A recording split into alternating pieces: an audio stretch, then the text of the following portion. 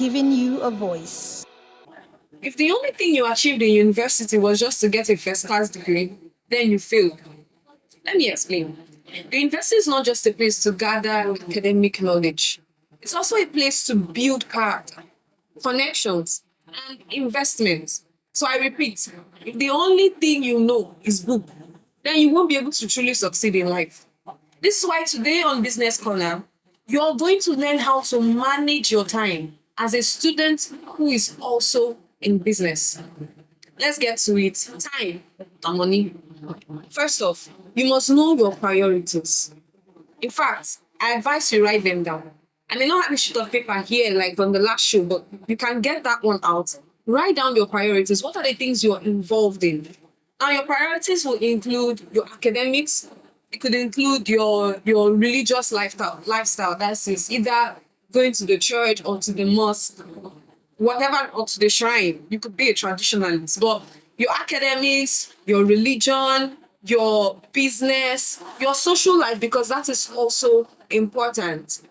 So write down everything that you're involved in your life, everything that actually takes time from you. Write it down, and then write it, prioritize it. Put what matters most to you first. Now, as a student, your academics are the most important. You are a student who is in business, not a business owner who is a student. Do you get my drift? So the first thing that is most important to you is your academics, and then every other thing can follow. So arrange them according to what matters most to you, and that's how you will know what amount of time you have to assign to that part of your life. The second thing you have to do to manage your time properly is to decide how many hours you're going to sleep in a night. This is very important. This is very important. You are your most important asset. The amount of rest you get, the amount, how much you take care of yourself, determines how productive you will be. In fact, you're a student, that means you use your brain. You do a lot of mental activity. If you don't rest enough, you won't be at your best. And the truth is that if you're not at your best, you will be wasting time. Literally, that sleep you did not get will affect your productivity such that the business that that's supposed to take you 2 hours to work on will take you 5 hours. That's assignment you're supposed to do in 3 hours. You'll be doing it in 6 hours because you won't be able to fully understand what you're doing because you're not resting enough, you're not taking care of yourself. Now, personally, I would advise for a student who is in business to have about 5 hours of sleep every night. 5 hours is good. It's not too much, it's not too little. You can manage with 5 hours. Then perhaps during exam periods, you can go for like 4 hours, 4 hours, 30 minutes.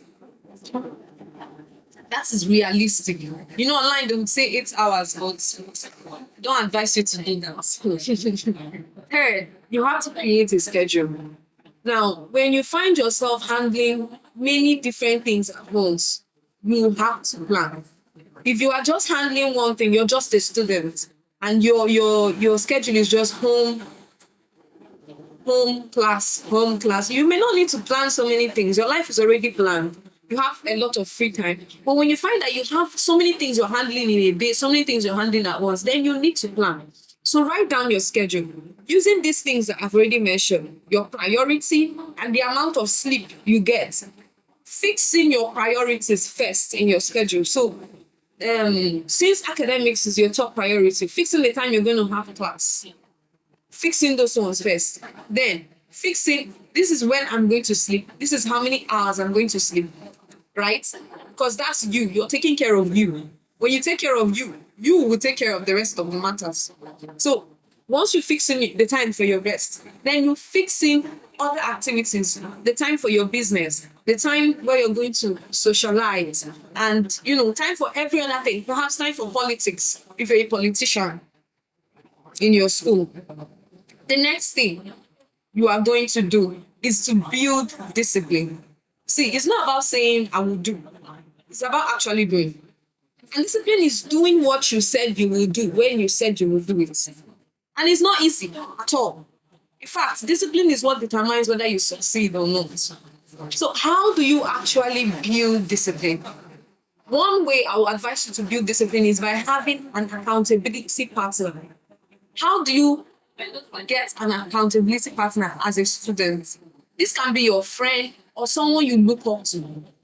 Instead of envying or mocking that your over serious friend, copy them. Get in their life. Find a way to put yourself in that person's life. Now, this is something you can do. You can tell that your maybe you know a friend that's into business and is really doing well in business, and you're like, okay, there's this challenge and post every day on your social media. Maybe you're using social media to sell or something, and you're like, let's get into this challenge together. We'll be doing it by this time, by this time. Already, you now have someone that is very serious that you are working to who will rub off on you. There's something called positive peer pressure. As a human being, you are influenced by the people around you. A quote says that if you are among 5 billionaires, you're the sixth billionaire. So if you surround yourself, if you associate with someone that is already doing what you want to do, you will end up doing those things. That's what we mean by choosing your friends. So get an accountability partner. It could be a friend, it could be someone that is someone you look up to as a mentor. Maybe you now tell this person, okay, I want to achieve this, I want to achieve this. This is my schedule. The person is now able to watch you, monitor you, and help you meet those goals. That's one way you can build discipline. A very easy, very, trust me, I have tried this method and it works. I once had a roommate who would always go for night class. I liked to read in the night, but I didn't like the whole hassle of going for night class. But she goes for night class every single day. Immediately I became friends and roommates with her, I started going for night class. I was going for night class every my grades that year were beautiful. So always make sure that you surround yourself with a partner that's already doing what you want to do. So that the person just to be very easy for you to like so easy for you to do it. Another way that you can build discipline is by giving yourself rewards and punishment, negative and positive incentive. Now check yourself. Do you respond to positive incentive or to negative incentive? Maybe you like being rewarded for your work. If you hear that you are giving 1,000 naira, this particular lecturer normally gives 1K to whoever answers this question. You will be coming for that class. Or maybe you're someone that if you hear that you realize that when the lecturer says that anyone that doesn't come for my class is going to fail. If you don't have social attendance, you will fail. That's the class you see so many people coming. You see so many people attending that class. So you've noticed that you respond to negative incentives. So create it for yourself. Don't wait for another person to create it for yourself. Tell yourself that I won't watch this movie until I've posted on my social media accounts concerning my business. Until I have done this, until I've done that, I won't do this. So you're giving yourself a negative incentive. Also use a positive incentive. An example I've seen online is people a student I watched online used to put chocolates in between the pages of her book. So when she turns a page as she's reading it, she eats a chocolate. That's a positive incentive. And it may seem childish, but at the end of the day, she's reading more than you. So I mean, if it works, it works. The next thing and the most overlooked thing is creating the right environment. You cannot succeed past your environment. See, it is easier to avoid temptation than to resist it. Why are you planning to work on your business in a football viewing center? Obviously, it won't work. Or you know that you normally sleep off at home while reading, your bed is too comfortable. Yet you insist on staying there and reading your book through sheer determination. Take yourself to a class.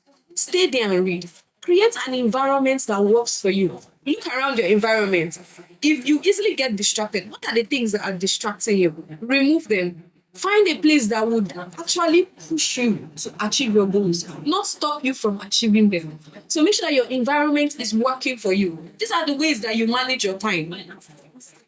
So the next thing that you must also realize in creating your environment, I've also talked about this, is human beings. People are also your environment. The things they say to you, the things that the places they take you determines your environment. It could even be your roommates. It could be your roommates could be the reason why you're not succeeding in life. Avoid that roommate. If possible, the next time your rent expires, find a different roommate. If not, whenever you need to do something serious, go somewhere else. Go somewhere that this person will not distract you with endless gist that is not adding to your life. So finally, the final thing you can do to manage your time is to follow us on My School News. You see, every week I'll be bringing you tips on how to succeed as a student and in business. If you follow me, I'll make you fishers of money. My School News TV, giving you a voice.